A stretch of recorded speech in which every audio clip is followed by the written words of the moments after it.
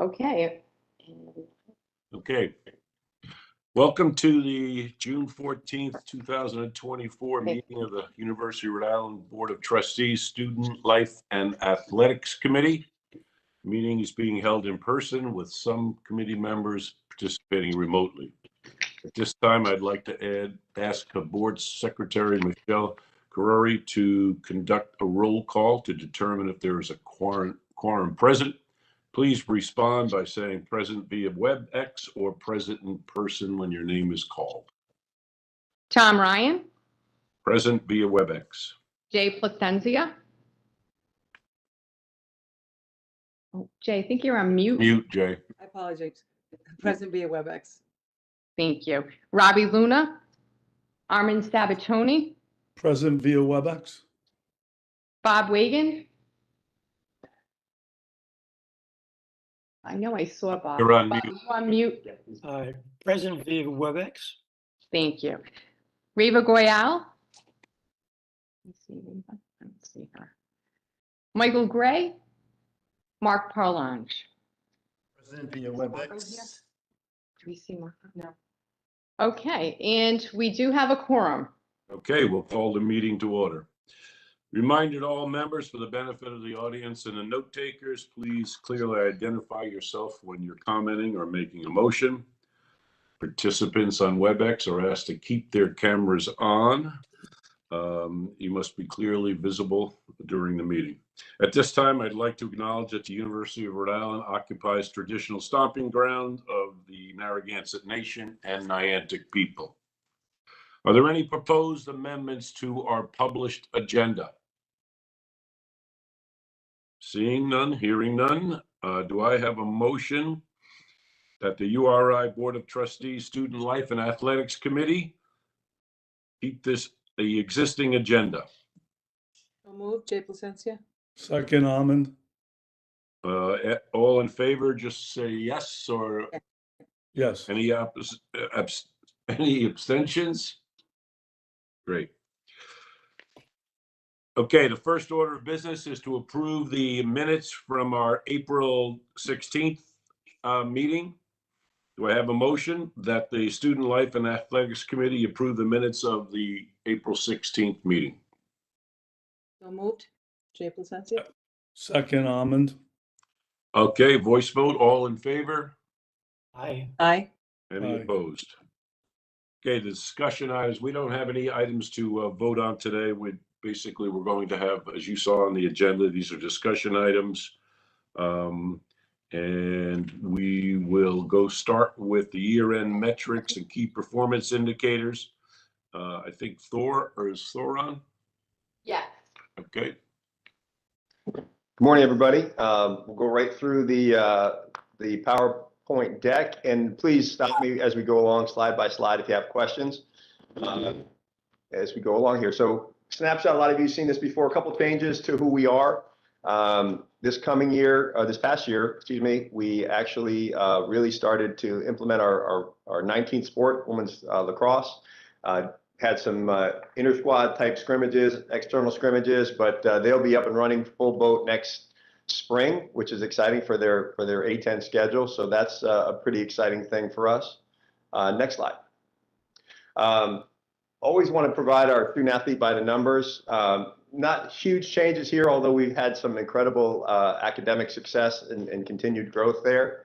Again, important information, 366 of our 466 total athletes are on some sort of aid, 35% minority, 74% out of state. Again, that doesn't change too much. And then our internationals at 7%. Also think it's important to mention the students that do receive the Pell Grants, that's 13%. Very excited, and we'll get into this a little bit further down the road, but our overall term GPA this past semester was at 3.24 with our CUME at 3.28. So that just continues to, being north of a 3.0 is a real point of pride for us. And also the number of majors that our student athletes are taking part in is continuing to grow. I think last spring it may have been at 79, this year 85. And again, another great metric of 48.7% of our students making the Dean's List, which is a great number.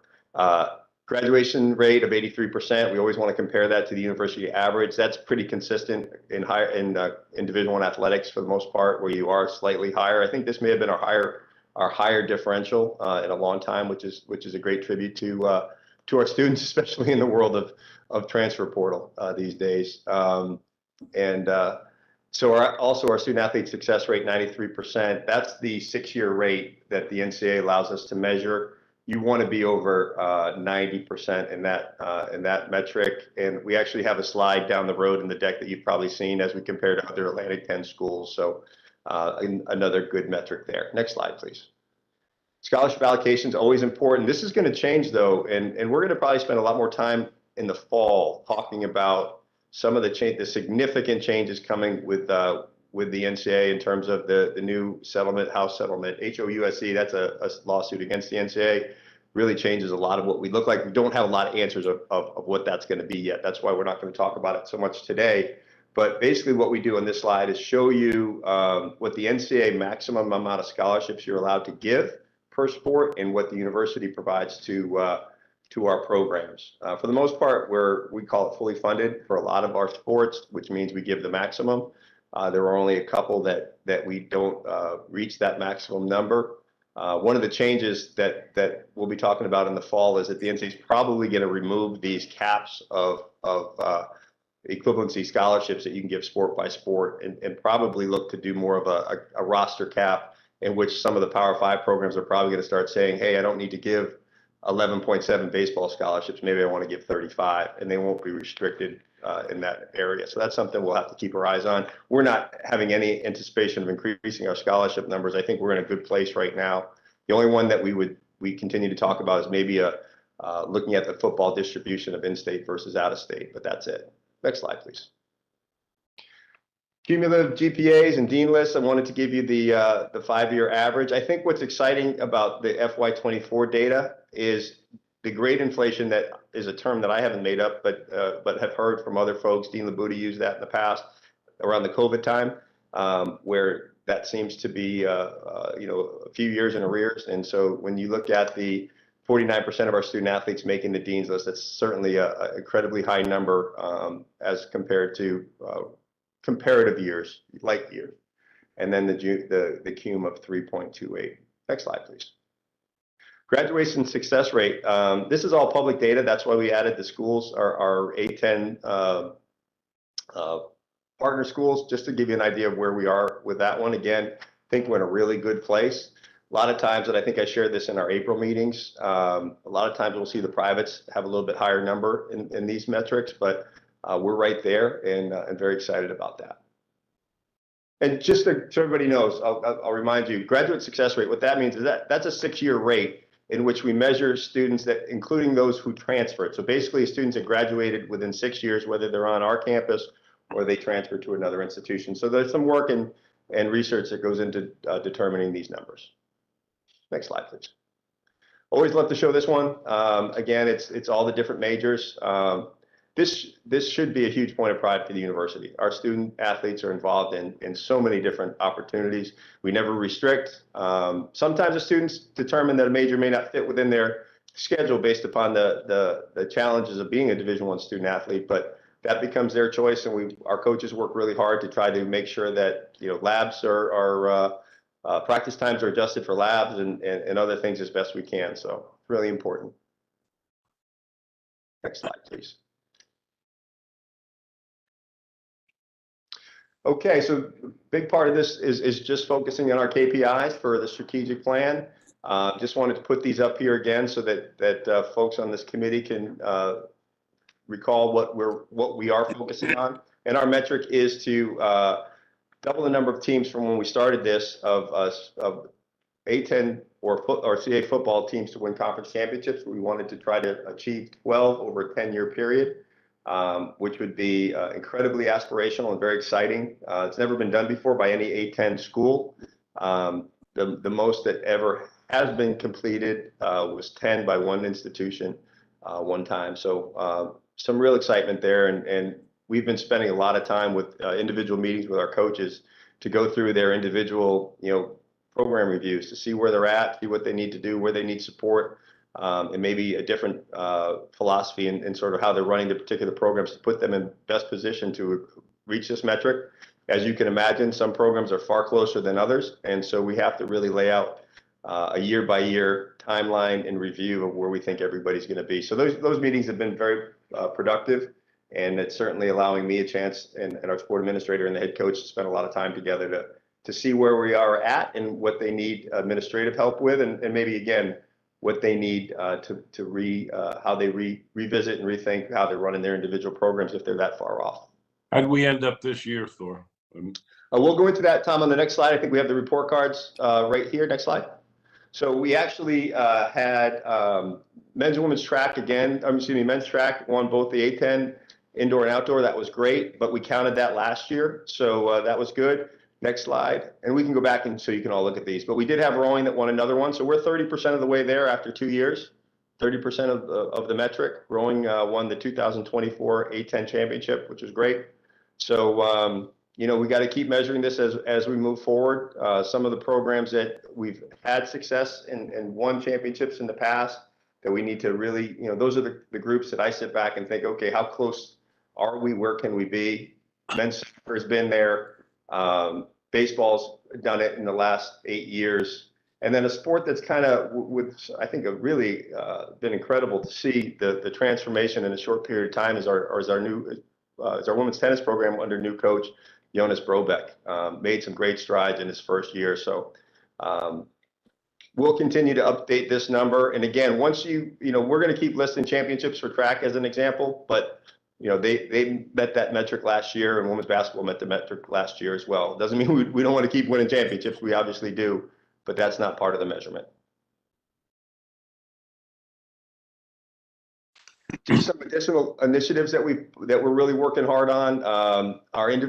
We through a lot of great work by Jeff Johnson, relatively new associate athletic director, handling a lot of our life skills programming and student athlete development programming, as well as our DEI work. Really put together, I think, a fun new innovation and entrepreneurship program. These are our students that received the awards at our year-end banquet this past year. Certainly want to spend a lot of continued growth and time with that. There's a lot of work being done through great partnerships across the campus. At the end of the day, that's where a majority of these kids are gonna make their mark, more so than within the athletics world. Next slide, please. Student athlete, the same types of programming. If you remember a year ago, we talked about the NCAA mandated a number of different programs that the NCAA is mandating for student athlete well-being and so forth. One was doing a DEI review. We did our first one ever last year. That went very well. Jeff led that for us. We brought in an outside consultant to help us work through that department-wide. So that was completed, and that's something we're going to have to continue to do. Other areas of focus is some of the student athlete training. I mean, gambling is becoming a huge challenge and a huge problem with sports wagering everywhere. That's been a big issue for us. So we're bringing in some programming in that area. We're working with the Rhode Island Lottery to try to do some work with access to resources that they have. We did a lot in the communities with our student athletes under, Rhodey Reed's program. And then we're also helping and wanting to be very proactive with the governor's Learn 365 RI participation. For those of you that were at our men's and women's basketball games this year, you would have seen some of the commercial spots done by some of our student athletes promoting the Learn 365 RI program. So again, whatever we can do to continue to put ourselves out there and show these different areas of support with the community is going to be critically important as we continue to grow. Next slide, please.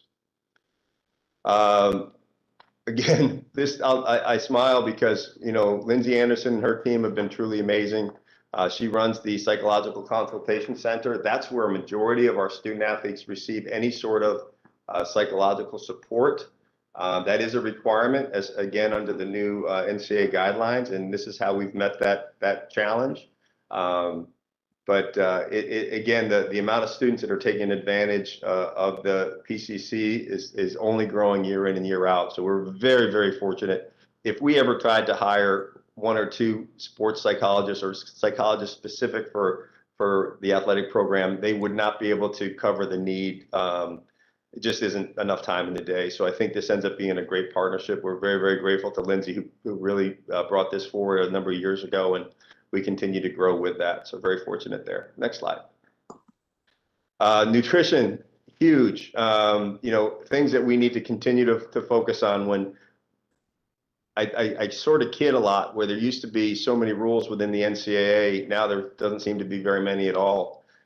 But things we're allowed to do with providing nutrition to students, things that we can put in our training room, things that we can put in our weight room. We have to continue to make investments there. Kelly Kidd, who oversees that for us, and we share her position with Health Services. She's been amazing. Her enthusiasm is incredible, and our student athletes love working with her. She's a nutritionist, so she does a lot of great work throughout the year. Pierre St. Germain from from URI Dining and his team have always been great in terms of working with our basketball program, specifically as it relates to training table, to make sure there's plenty of nutrition options. We're very fortunate because of the relationships throughout campus and people really stepping up to help. These are things that we would not be able to do on our own funding wise. So really trying to get creative with university resources and as I said, different partnerships. But nutrition is critically important, and that's one of the big evaluations that we go through year in and year out with our exit interviews with our students. We have to continue to grow this area. Next slide. Well, we've all talked about our NIL programming in the past significantly and only getting bigger and bigger. I am really excited that Coast to Coast is a local Rhode Island company that's taken over the day-to-day operation of the Excellence Collective. Stone Freeman is serving as sort of the boots on the ground day-to-day lead with Coast to Coast, working with our student athletes, and really trying to go out and generate revenue. We've talked about this before, and we'll continue to talk about it. We've got to find event-based revenue, business-based revenue, affinity-based revenue, and get out of the we're always going to have some phase of the donor-supported collective. That I don't think is going to change, but the word donor fatigue is not a URI term, it's a national term. And so we've got to continue to find ways to generate revenue and fill those buckets for the Rhody Excellence Collective. It's so important in terms of attracting players. The rules have changed. Whether we like them, don't like them, it doesn't matter. But if we're going to stay in the game, we've got to keep supporting this area and keep growing the numbers. Coach Miller actually brought a unique concept to the table, with some affinity program stuff. We're just sort of starting that.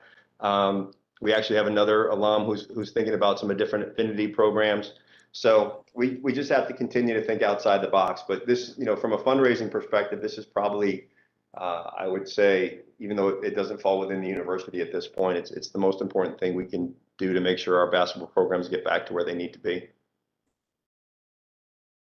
We talked about this before, but again, it's sort of a year-end follow-up. But the Soliview practice facility was finished up this fall. It's been a game changer. I see it more now than ever before, with the Ryan Center being booked so often with graduations, et cetera. This is where our teams used to have to practice in Teeny, which isn't great for a practice setup with lack of air conditioning, et cetera. Soliview is used, 15 hours a day. It feels like every time I go in there, there's a different person up there. And so that's been a game changer, will continue to be a game changer for us. Next slide, please. Really would love to kick this over to Carl Calvo to talk a little bit more about the updates on the RICAP funding from the state. We have another slide too that can lay out what the timelines are, but these are the budgeted numbers based upon the initial thoughts around the athletic complex renewal of money that we received from the state, as well as fundraised dollars that are coming. Can we switch over to the timeline slide so Carl can take this? Carl, if you would. Yeah, sure. Good morning, everybody. Let's go to the next slide. Just a single slide, just to give you an update on where we're at. We're on schedule, moving forward with the Mead and track and field projects. The procurement for the designer is already completed. We've already had several programming meetings with athletics and the entire design team. We expect to finish programming next month and move into design development in August. So that's on schedule. During that summer timeframe into October, we'll start our permitting process with DEM. That's standard practice once we complete schematic design.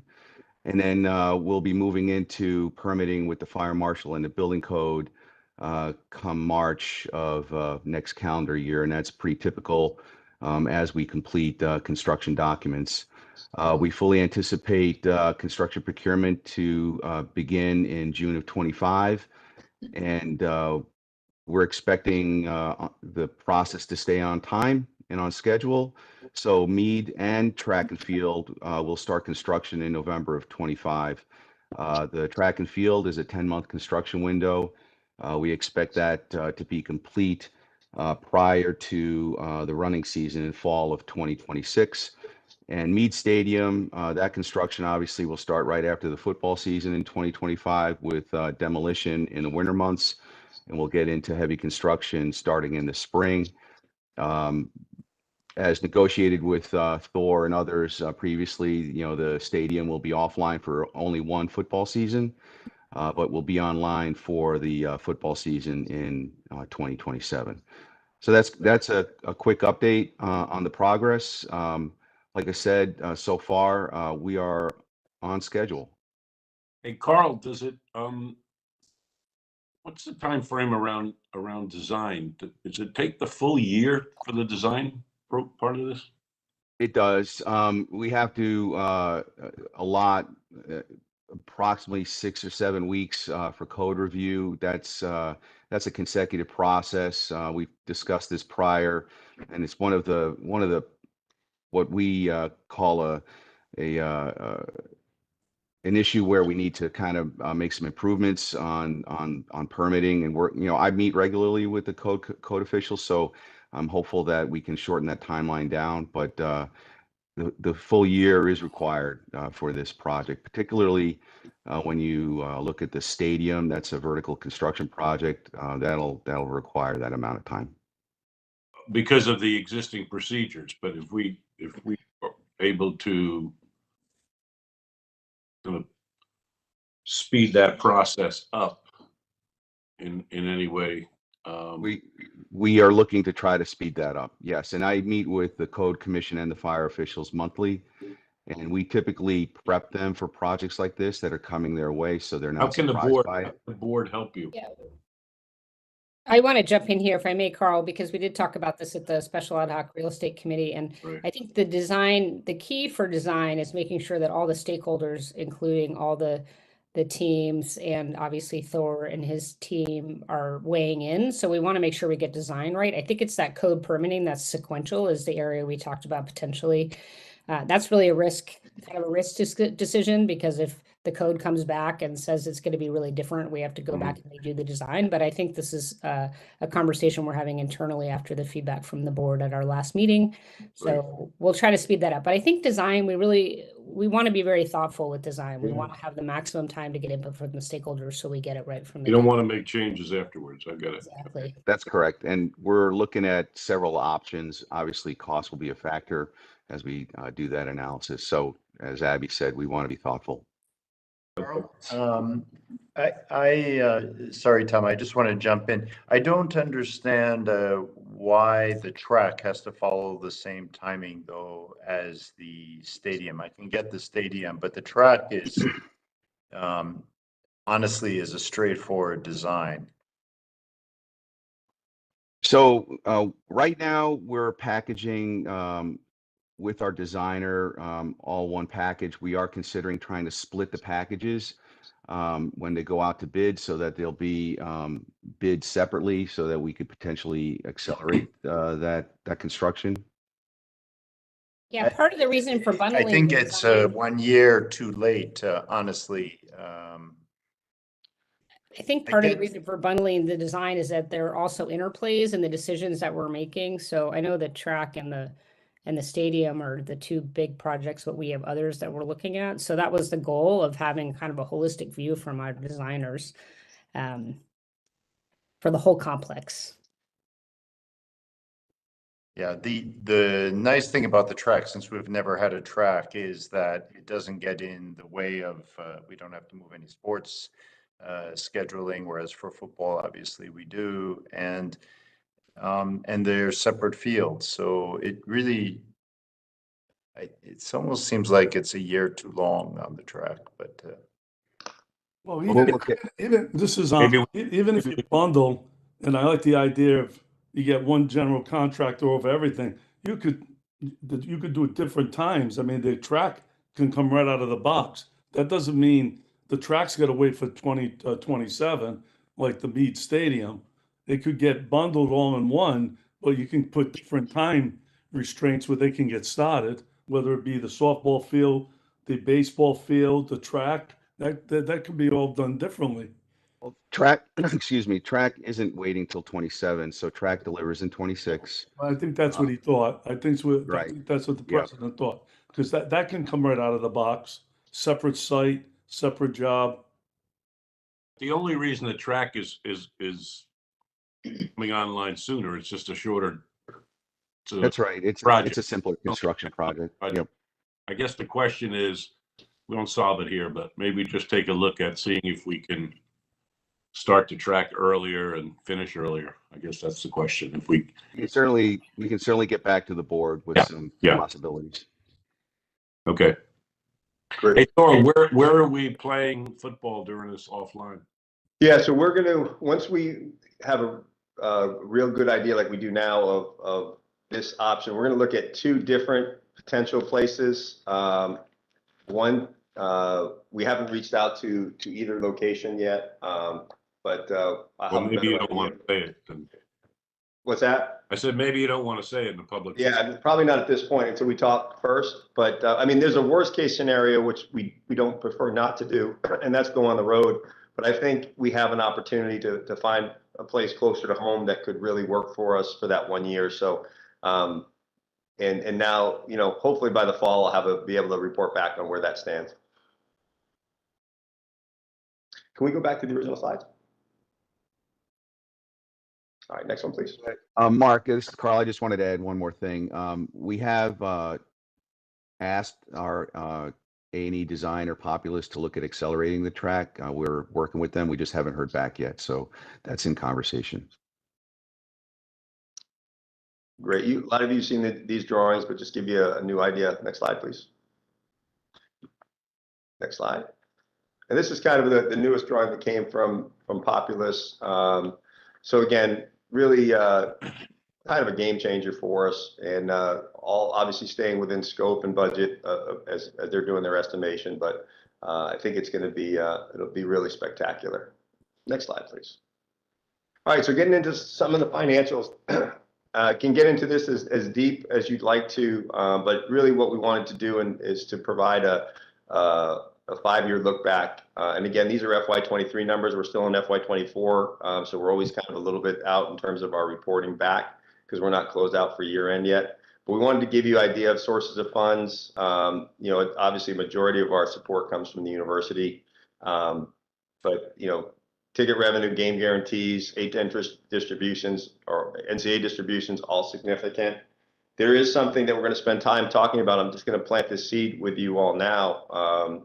But with this house settlement, there's going to be less revenue if this gets signed off on, which it looks like it will. There's a lot of discussions that we'll probably have in the fall, not probably, we will, about what the impacts are of this house settlement. But, you know, there's less revenue potentially coming back into the university. So it's just, you know, and that even goes back, many of you that have been around for a while understand the importance of getting to the NCAA men's basketball tournament and the dollars associated with that. Those are going to be reduced because of the settlement over a 10-year period too. So there's a lot of impacts. We being the University of Rhode Island are just one of 360 schools that are going to be impacted. So we just have to get a better sense from the different conference offices of what that's going to look like. There's a lot of philosophical frustrations with the settlement. I'll leave it at that. But you know, it's going to be an interesting impact on our programs across the country. Next slide. Just wanted to give some again different itemized expenses. Take your time to go through this. If you have questions, certainly let me know. Next slide, please. Revenue. Revenue and around men's basketball is our greatest resource. This coming year is a big year for us. We have Providence College back home. That's a big chunk of that differential between 21-22, 22-23, and then 23-24. You can see where we're down in revenue. That's greatest marketing tool is winning. So we know we've got to win more games. We also, when we play Providence, we have a greater opportunity of generating more revenue. I think our non-conference schedule is going to be pretty solid. We've got College of Charleston coming in. We're playing a lot of home games, so that should help us get that number back up to where it needs to be in order to again have that level of success we need. Wanted to provide comparables in terms of overall attendance as to our peers in the A10. This is a 3-year average. No surprise with Dayton and VCU being at the top. Next slide, please. Yeah, there you go. We talked a little bit in the spring about women's basketball. Again, it's a great opportunity for us. It's not the revenue driver yet. We're going to keep putting resources towards it. We've had some great crowds. We continue to grow it. Tammy's obviously a great marketing person herself, not only for women's basketball, but for the entire university. So, we'll continue to focus on that. Our ticket prices are pretty reasonable. I think that's the demographic that we're going after, older folks as well as young families. And you can see the average ticket price is $6.74. So, I think that's part of why we're growing. We had next slide, please. We had, here's our comparisons with attendance as well. So you can see we're second in the league. That's a 3-year average. I'll call it the Tammy Reese factor in a lot of ways.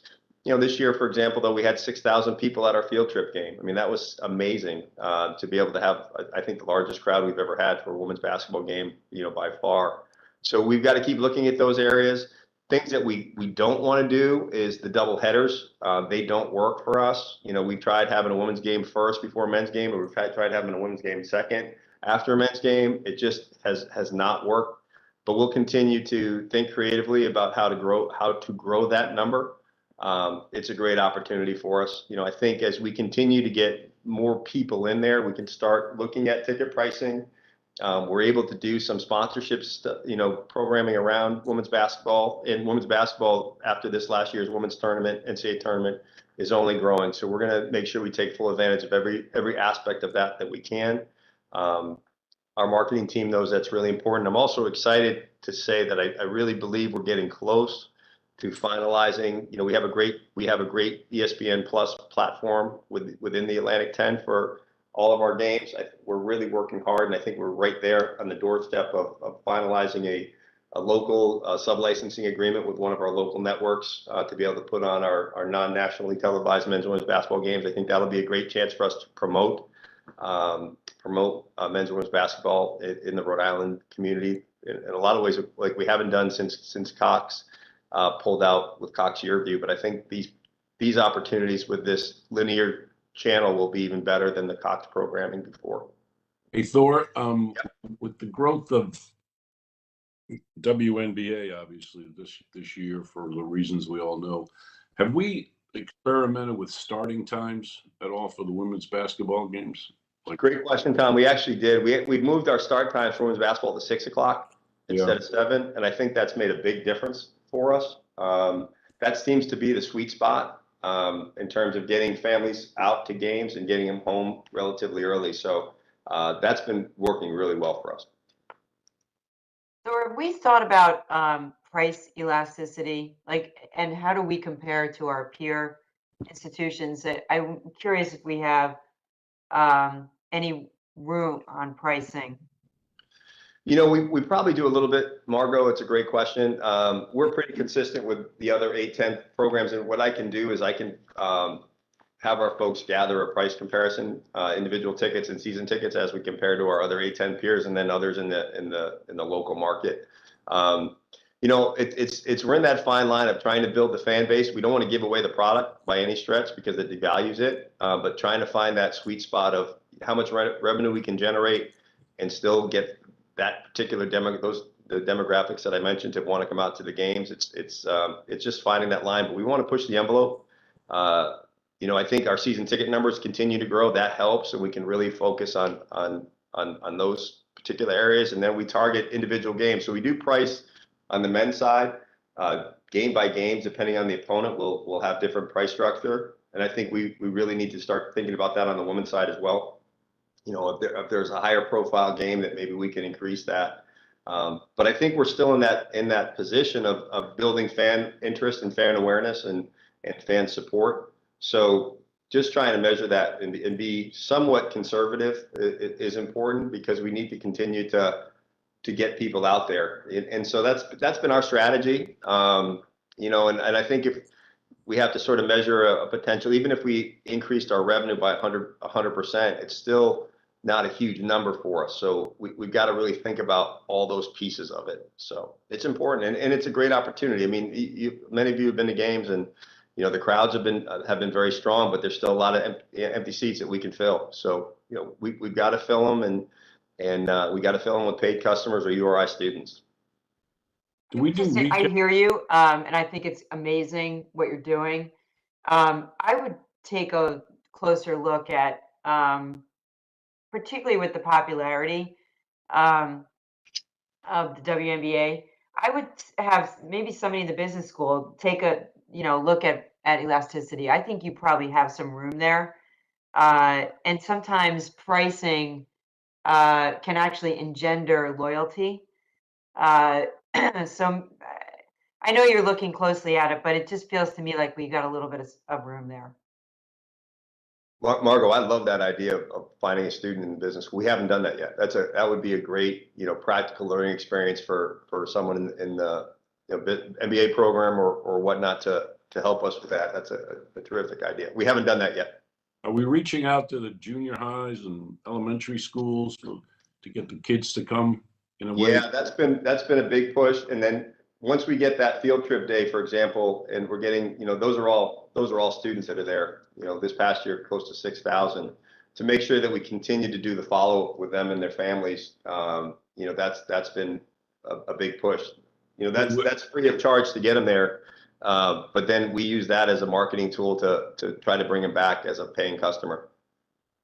And we're certainly putting the product on the court, right? We can't, No question. you know, it's so, and the popularity of the sport is certainly on the way up. So that we need to figure this out. Yep.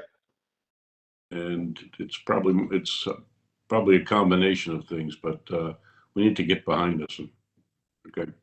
Completely agree. Next slide, please. All right, that's kind of the end of the athletics presentation. Certainly want to answer any questions if folks have anything that came up or anything that you'd like me to be prepared to discuss.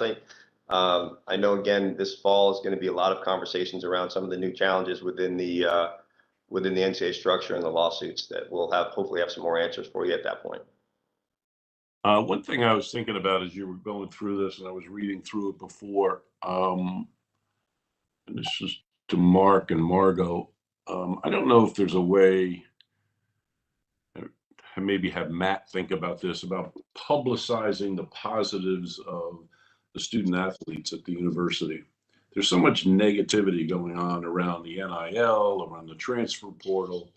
And when you look at our student population, the student athlete population, the GPAs, the dean's list, the graduation rates, the majors, you know, it's a tricky path to go through, because they might target on one particular sport as opposed to the whole thing. But I think it's at least worth a conversation to get something out to our alumni, because I don't believe our alumni know it, and then two, to the general population, and maybe some national discussion around it, because it's a good story, and it's one I think done the right way would help the overall brand of the university.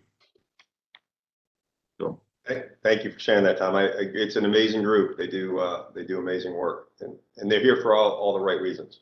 Yeah, and we all know there's pluses and minuses, and we got sports like everybody else. So you have to be going there with your eyes open. But it's a pretty good story, and I bet it's a story people don't know. talk to the person on the street. You know, what's the GPA of a student athlete versus a non-student athlete? What's the graduation rate? And what's a dean's? I mean, 50% of our athletes are on the dean's list. It's amazing. Incredible to be a Division I athlete and be able to do that. So anyway, it's a I thought. agree, Tom. I think it's I think we do a good job of highlighting individual stories. Right. Like even, you know, Rhodey Today does a really good job of that. And but we don't necessarily talk about it as a collective success. Yep. And an attribute of attending URI. Right. And a lot of our athletes also come from out of state. Most. And that's another like element that is good for the school. Yep. So Parents, it's probably, it's good for, right, everything. It's yeah, it's a good story there. Mark, Yep. It's something to think about, Mark. okay. Thank you. Okay.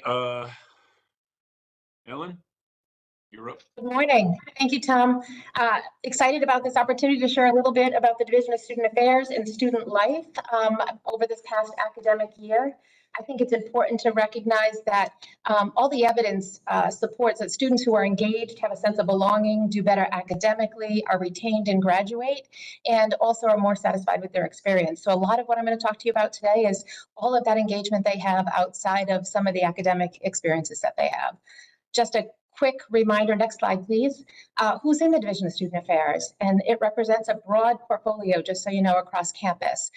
You can see those areas there. Several of them are Fund 100, but we also have our auxiliary units, which are self-supporting, housing, dining, health services, Student Memorial Union, and certainly the campus store. About 430 staff members. Over 1,200 students were employed in the division this past year, and a combined budget of about $116 million, just for some information. Moving, next slide, please. Last year, we were able to deliver our strategic action plan in support of the URI focus plan. So I just wanted to remind people that we have 4 key goals that all of our initiatives are linked to: health and well-being, diversity, equity, and inclusion. Next slide, please. Partnerships for community development and student success, and certainly working on impact, value, and efficiency. Next slide, please. So I'm going to run through the units and just get some brief highlights. I won't go into details. There's so much that could be shared here, but really just trying to articulate all the ways in which we support the students and the impact that they have. So our health services team, everybody is aware that we have a health center on campus, physicians, nurse practitioners, registered nurses, open 12 hours a day. Saw about a little bit under 8,000 students, almost 30,000 clinic visits, lab, x-ray, pharmacy, all available. They continue to enjoy really high student satisfaction, with 96% of students recommending health services to other students and 97% saying that they were treated with respect, dignity, and consideration. So I think that's a real asset that we have on campus. We know students who aren't healthy and well can't be successful in the classroom, and it's really helping students thrive and persist at the university. Next slide, please. A couple of highlights. We partnered this past year with the College of Pharmacy, and we're able to put in a wellness vending machine in our 24-hour room in the library. And this is great because it extends our services available to students outside of the times that we're open. It's stocked with some of the common things that students are often looking for: over-the-counter medication, emergency contraception. They can also get naloxone there. And other things. Another huge point of pride for the university is that the health center this year earned Blue Cross Blue Shield of Rhode Island's LGBTQIA+ Safe Zone certification. First college health center in the state, and that's a real compliment to the services that are provided there and the commitment of that team to meeting all of our community needs. So certainly a point of pride. Many other activities that they have going on across campus as well in partnerships. Next slide, please. Moving right along on health and well-being is the counseling center and the impact that they have on campus. Again, I'm talking with our new students coming in and looking at the data of the new student class that we're welcoming in the month of June, and it continues to be one of the top 3 things that they're worried about is their mental health, their friends and families' mental health, and this topic. So really important that we have a robust response and comprehensive way to meet students' needs. Counseling Center continues to see incredible numbers, over 1,000 students for about 6,000 appointments. 62.7% of the students met with clinicians for about 1 to 5 visits, and that really is our model, just so you know. Brief intervention, immediate and urgent care, and then for those who might need long-term care, we work really hard to partner them up with a community provider that can meet their ongoing needs. Also have enhanced and increased our ability to get out across campus and do outreach with students in various ways. We have one of our psychologists who teaches the body pump, which is a mental health and physical health combined course, which continues to get rave reviews from the students who are able to participate in that class. A couple of highlights there is that we changed a couple of positions when they were vacant. As many of you know, we haven't been at full staffing in the Counseling Center for several years. And I'm so thrilled to say that this spring, we were able to achieve full staffing. And with that full staffing, what we also recognized was no delays in appointments. So students could get actually same day appointments or next day appointments, which is really crucial to our students' success. One of the ways we changed our staffing was we changed the psychologist position to be a clinical counselor case manager and helping work with our students who are transitioning to the community to ensure that they have that bridge that they need until they're connected. And then even after they're connected, checking in to make sure that it was a right fit for them being referred out into the community. Next slide, please. So again, we couldn't do it alone. And I'm very thankful for the fact that we have been able to partner with TELUS Health, which is a vendor that helps us meet our needs of our students 24/7. So essentially our students have the ability to download an app as a URI student and have access to real-time counselors at any point in time. As you can see, 64% of the students who use these services tend to use them after hours, which makes sense when our counseling center is not open. But it also says that 36% are using them when we are open because it's their preference to be able to use it. Or potentially they're off campus and using on-campus services may not be accessible for them or desirable for them. We know that this is critically important. They are treating many of the same clinical issues that we're seeing and are prevalent nationally, just so you know, anxiety, stress, and depression. And really allows, again, for students to have access. Most of those visits, just so you know, are done via chat, virtual, or phone, but they also have some local providers. So about 9% of those visits with TELUS Health were actually in person as well. So Ellen, so that's 64% of the students who used it after hours, right? Correct. Not 60 total. Yeah, 64% of the students of the 3,557 used it after hours. That's correct, Tom. Okay. Ellen, is this new that we're using this? Well, I will tell you, it was about 2.5 years ago that we signed the contract for this services. It was upon Mark's arrival, actually. We had some significant vacancies. Demand was incredible. And so we went out and partnered. And so we have been able to do it for about 2.5 years now. So how, and maybe you said this and I missed it, but if you looked at the total student population before we used TELUS that were able to access counseling, and now as a percent of the total student population, what does that look like? Oh, so if you go back to, if I go back one slide, please, and you look at the number of students using the counseling center, clearly it has enhanced our ability to meet those needs, because this is really, with every position filled, maximizing the use of our services. 1,000 students in person. And then it's, the next slide showed like 3,000. Yeah, so we had about 3,500 digital users who signed on to the app. And then of those, 1,000 of them were new users, 2,500 were existing, meaning they had used it once before, at least once before. But it increased our clinical activities. 540 students actually had received treatment and care. So it's huge. It really is. It's helping meet the needs and demands. of students. And you think about it, Margot, it helps our students who are in study abroad, who are national student exchange, areas where it would be difficult by licensure that we couldn't provide those services with we have in-house staff that do virtual visits. So we're able to do virtual visits, but we have limited ability to deliver those services outside of Rhode Island because of licensing requirements and such. So it really helps us stretch our ability to meet students' needs wherever they I mean, it seems like it's doubled it. It's doubled the capacity. Yeah. Do we have, I know we survey the students on the overall wellness center and health services. What's the feedback on the telesis?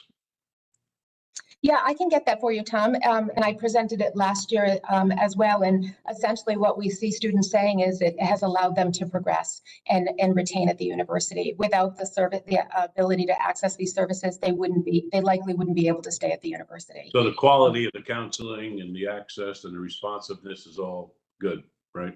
Has been positive. That's correct. I can't say there's not been any issues, but they've been a great partner. We've been able to work through with them. But our student feedback has been very positive. Great. Yeah. This is another area, Margot and Mark. So many positive areas we have that I'm not sure we shout out enough. If I'm a parent, besides the obvious around academics and housing and all the items that you'd expect, security and mental health support is a big deal for parents. And I don't know, maybe we do. So I apologize if we do, but getting something out to the parents in a way that describes what we do around mental health, just own it, that we do it better than, as good as anybody. Maybe not even a comparison, just an absolute statement, and show some facts around what we do in the health services and mental health area, because I know we do it in security. So, Ellen, do you think it's an advantage at this point, or are we still kind of working our way towards? No, I think, or are we better or worse? Oh, great question. And I would say undoubtedly we have great services available in real time for students that others are continuing to struggle with to meet the needs. We're far from perfect. I mean, I think what we have to remember is that we won't ever do it all exclusively on campus. We need to partner with our community providers, and we've even enhanced those. Again, I could talk about any of these topics for hours, but we've worked very closely with our partners in the community who do mental health well. We actually have a local provider who's opened up a place in the Commons in South Kingstown where they can do intensive outpatient programming for us. Partial hospitalization is being discussed. So again, things that we'll never do on campus, but we're making those relationships and getting the experts in the community to help us do that. Because again, when you think about a student who's halfway through a 15-week semester and the option of them having to take a medical leave, it's not only going to delay their time to degree and maybe they don't even make it back, but it also impacts them financially because at that point in time, they've invested significant funds. So we work really hard and when we can to ensure the student can have ongoing support to be able to finish their semester successfully and work collaboratively. And Tom, to your point, we can always do a better job of telling our story, but I will tell you that proudly we talk to every family member who participates in orientation from new students. So annually, every student hears about these services and hears about a Joint Commission accredited health center, the fact that we can, manage their prescribing needs for many of the stimulants and other things that need an in-state presence to be able to do. And so I think we do a good job with our new incoming and those who are here hopefully retain that knowledge. But I always think we can do a better job in telling that story and making sure people know the services that we have available on campus. Even our students, we have to make sure and keep it front of mind for them. So we do try to send out communications regularly each semester so they know we're here for them and what services that we offer. Great. Well done. Slide, please. I know this was a big issue for us a few years ago. So yeah.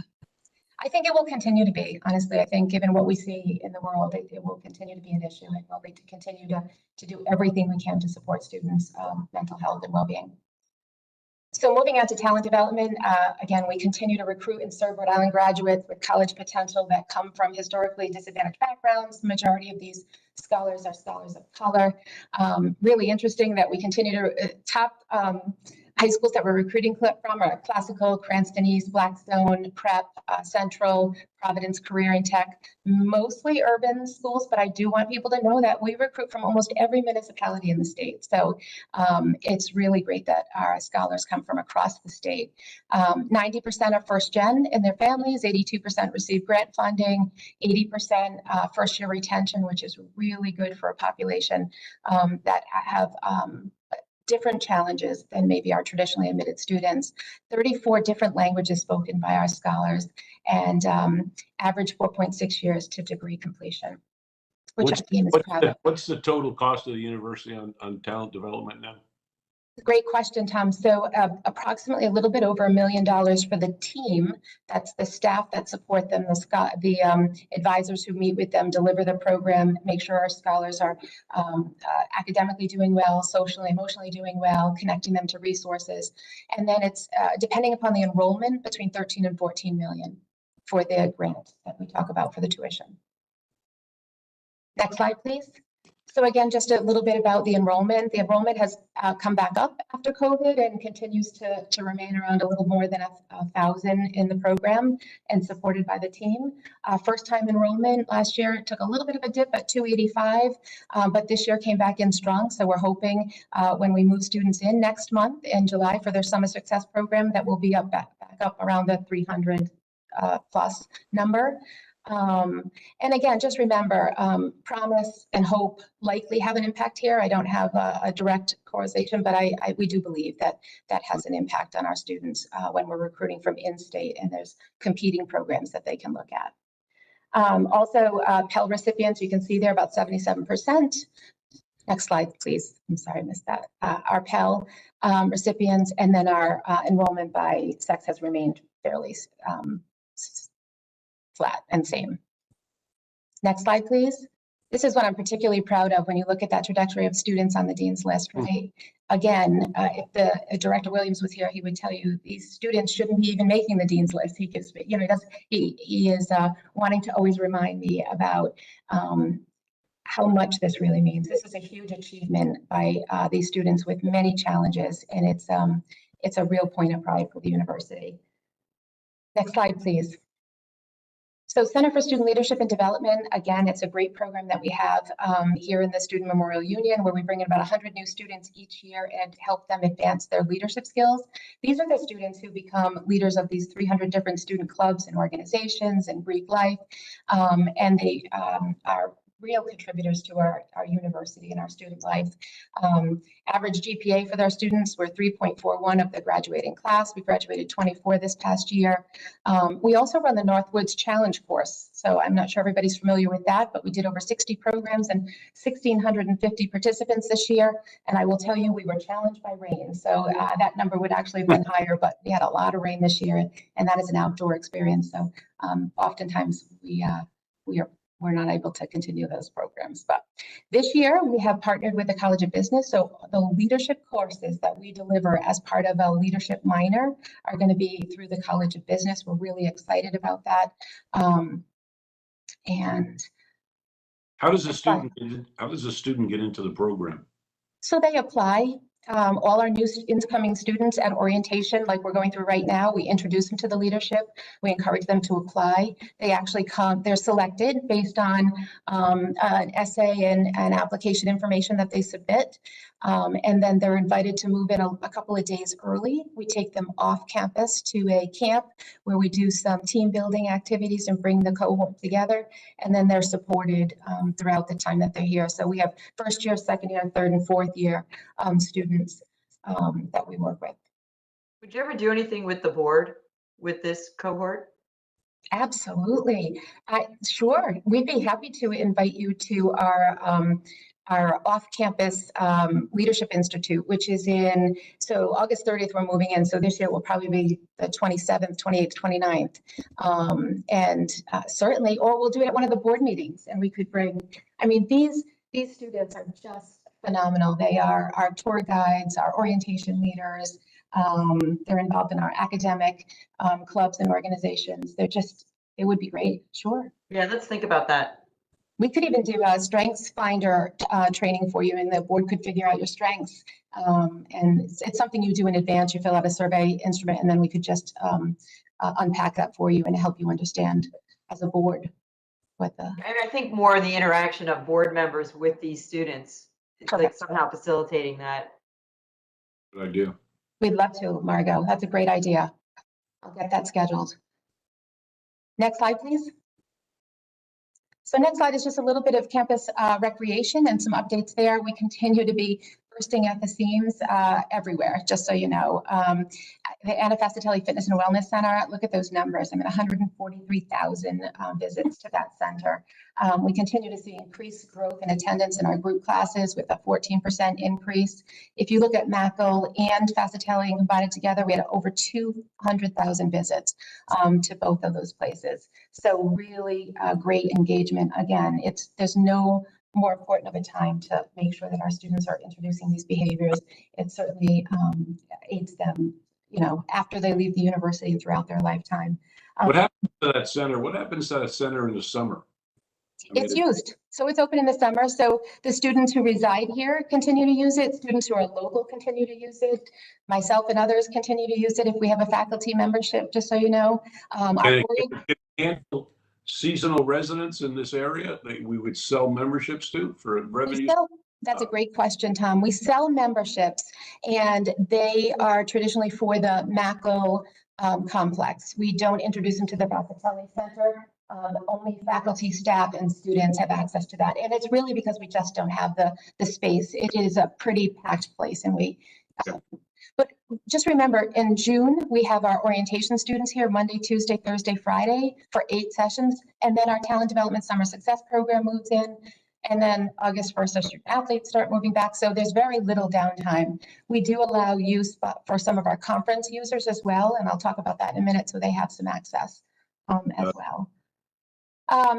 Really important to know that our campus rec team employs 370 students. We could not deliver our services without their support. And it's a great way for them to not only earn a little bit of money, but also hone in on those, what it means to be a good employee that they can take on into their professional life, and also helps them make connections with other students. And I would say professional staff who help them and guide them through their 4 years.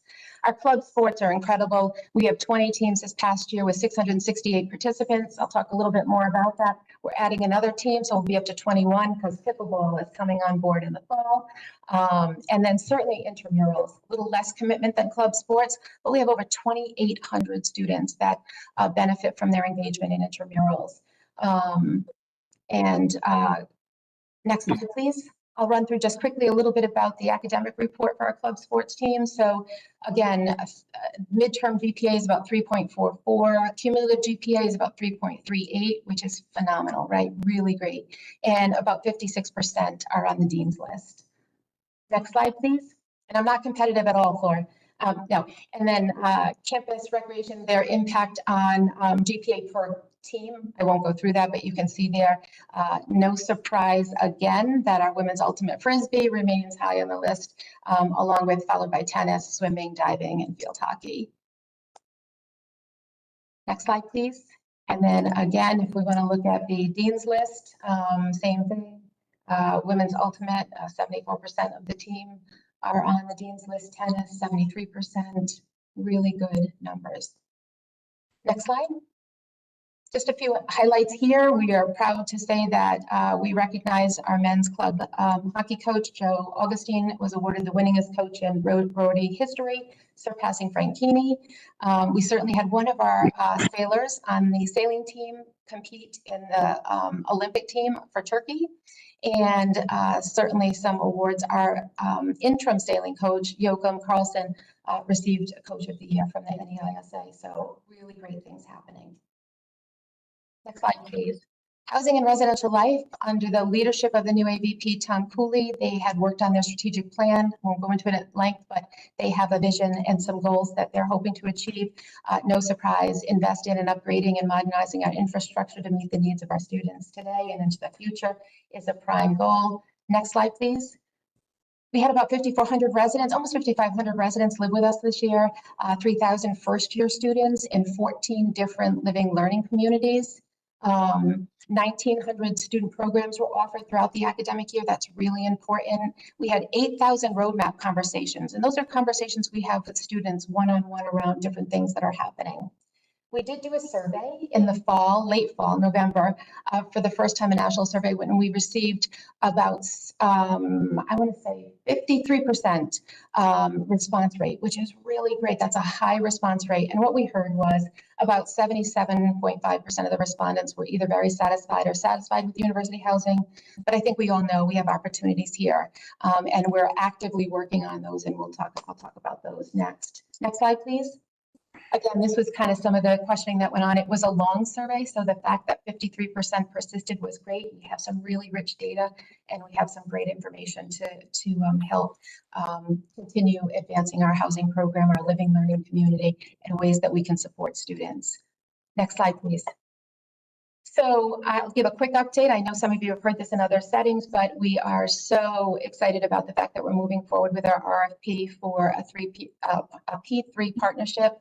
Certainly Ryan, Carl, and Abby, our colleagues, have been working really hard to ensure that we are hopefully going to be able to partner with a great partner to deliver up to 1,100 beds to campus, about 900 undergraduate, 200 graduate beds. I will tell you that we are moving through the RFP process, had presentations by vendors, and then we'll move forward with financial analysis next. So we are really excited about this moving forward, and hoping that we'll be able to have something great to share very soon. Next slide, please. Dean of Students, just quickly, our Greek life continued to grow. We're at about 24% of our undergraduate students, or nearing 3,500 students engaged with Greek life, 30 chapters on campus. They continue to receive awards for their leadership, their civic engagement, public relations, and they raised over $350,000 this past year to support Ronald McDonald's House, the Michael J. Fox Foundation, certainly United Way Outreach Program, and the local Domestic Violence Center. And that is just a few. I didn't list all of the supporters, but they really do embrace the community and in supporting the community. Next slide, please. Also, I'll just say quickly that we continue to have students with increasing needs around food insecurity, certainly personal financial issues that need additional support of our student support and advocacy services.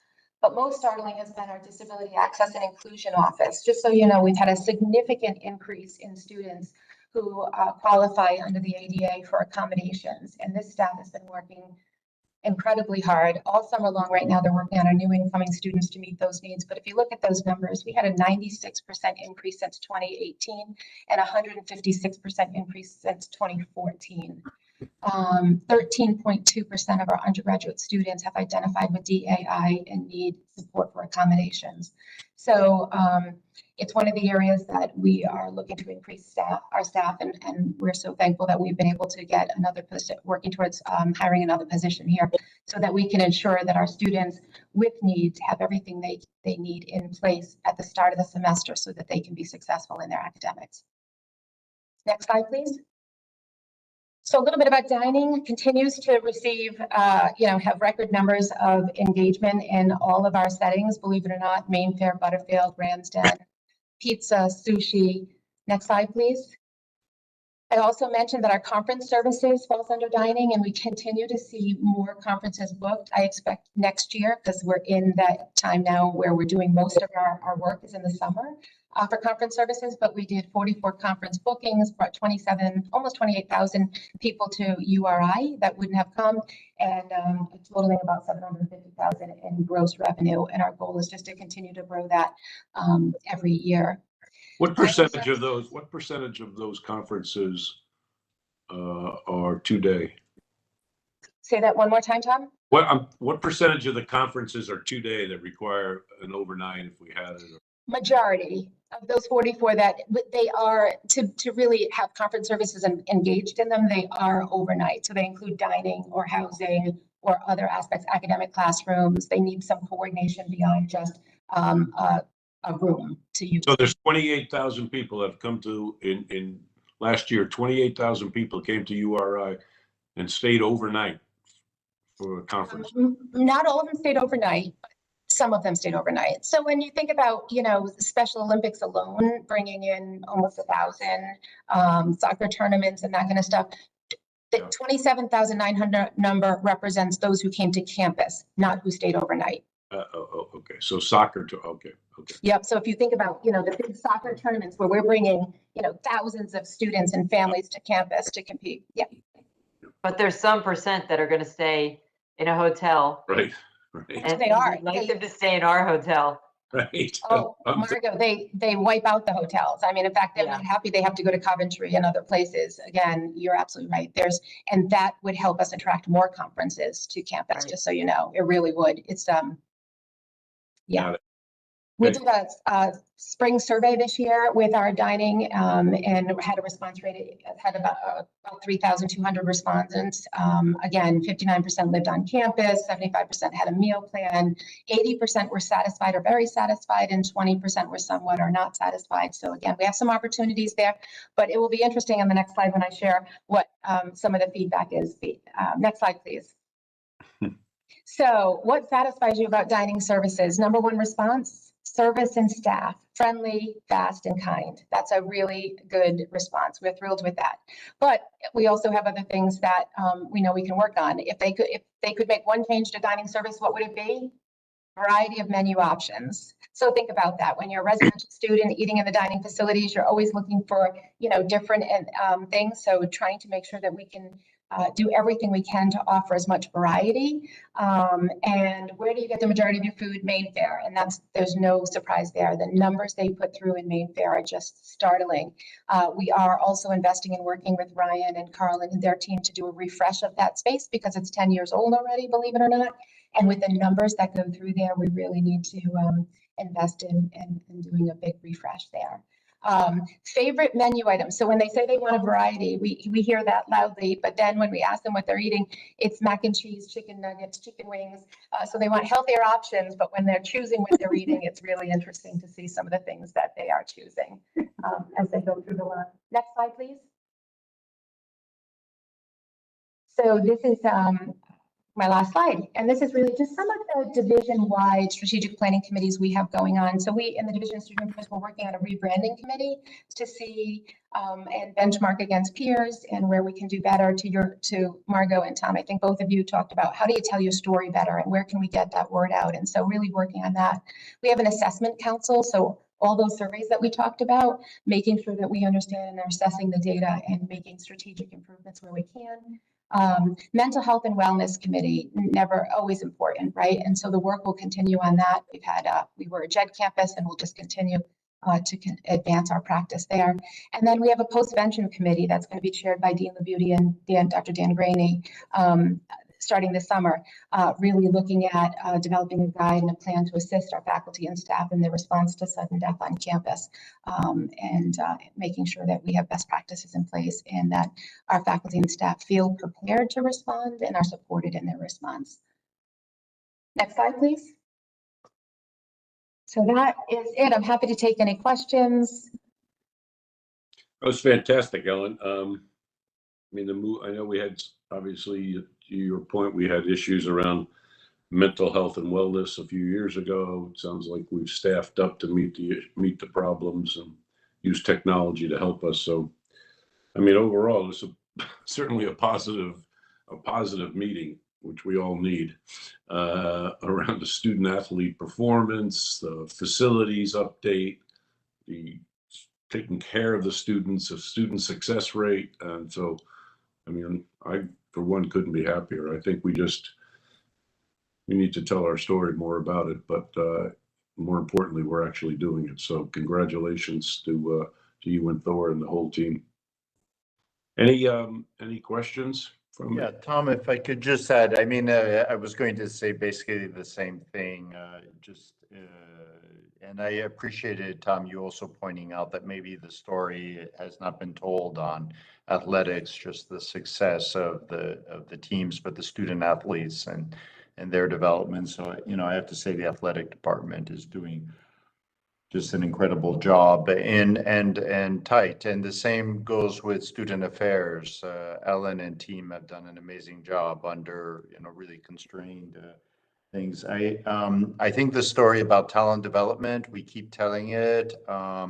We have to tell it to the State House and to all our colleagues across the state. It's not that well known yet, but the impact on thousands and thousands of student lives is fiercely important. And then the work on mental health that you highlighted there too. I think Ellen, really kind of meets the students where they're at, and I think that's been there's so many positives developing there in terms of also getting the sports and getting healthy living and so forth, including mac and cheese, I guess. But no, really good, Ellen and Thor. So bravo to both.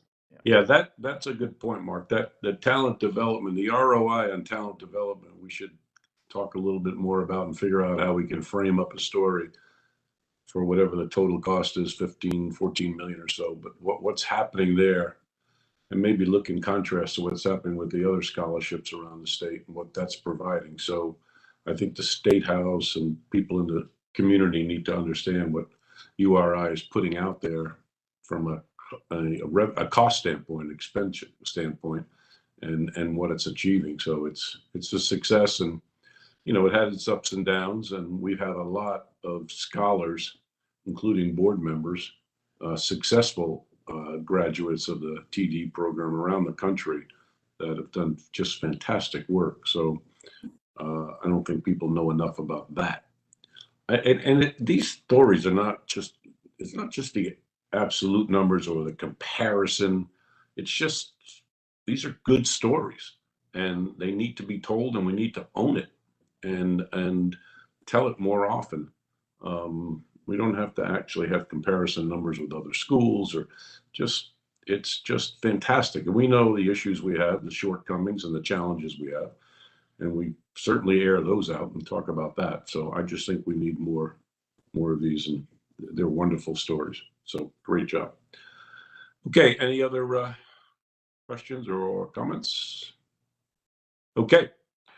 The next item on the agenda is item 3, adjourn. Do I have a motion to adjourn? This is Tom, and so moved. Any discussion? Hearing none, seeing none. All in favor? Aye. All opposed? Turn you off if you are. Okay. Thank you, everybody. Good meeting. for taking Very the time good. to participate. Thank you.